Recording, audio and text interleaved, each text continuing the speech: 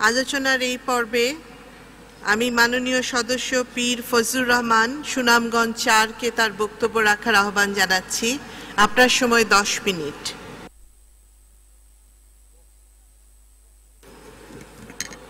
মাননীয় স্পিকার, আপনাকে ধন্যবাদ আমাকে এই মহান জাতীয় সংসদে সম্পূরক বাজেটের উপর বক্তব্য রাখার সুযোগ দেওয়ার জন্য। আমি ধন্যবাদ জানাই আমাদের মাননীয় অর্থমন্ত্রীকে, যিনি গত 5 তারিখের বাজেট ঘোষণার মধ্য দিয়ে তার জীবনের 8টি বছর এই সংসদে বাজেট ঘোষণা করেছেন।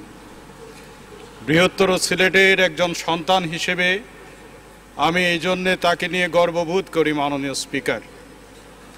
এবং তার এই 8 বছর বাজেট ঘোষণার 2টি বছর জাতীয় পার্টির মাননীয় চেয়ারম্যান জনাব হোসেন মোহাম্মদ এরশাদ যখন রাষ্ট্রপতি ছিলেন তখনও উনি 2 বছর বাজেট পেশ করেছেন এই মহান জাতীয় সংসদে।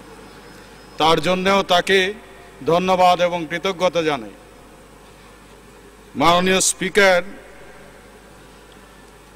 আজকে এই সম্পূরক বাজেটের আলোচনায় যাবার আগে আমি বিনয়ের সাথে আমাদের মাননীয় অর্থমন্ত্রী মহোদয়ের উদ্দেশ্যে বলতে চাই যে এই সংসদে বাজেট ঘোষণার পরে মাননীয় মন্ত্রী সাংবাদিক সম্মেলনে তিনি বিরোধী দল কার্যকর না থাকা বিষয়ে কথা বলেছেন এবং তিনি একটি দল নির্বাচনে না আসায় তাকে নিয়ে আক্ষেপ করেছেন।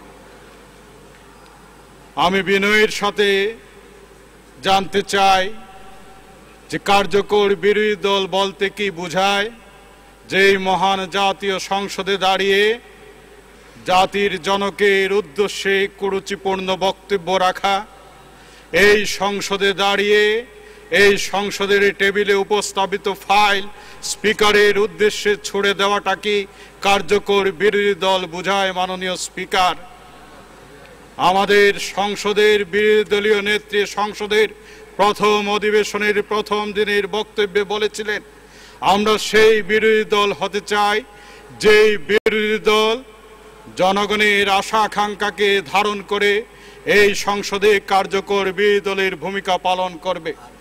আমরা সেই বিরোধী দলের ভূমিকা পালন করতে চাই যে বিরোধী দল জনগণের আশা আকাঙ্ক্ষাকে ধারণ করে এই মহান জাতীয় সংসদে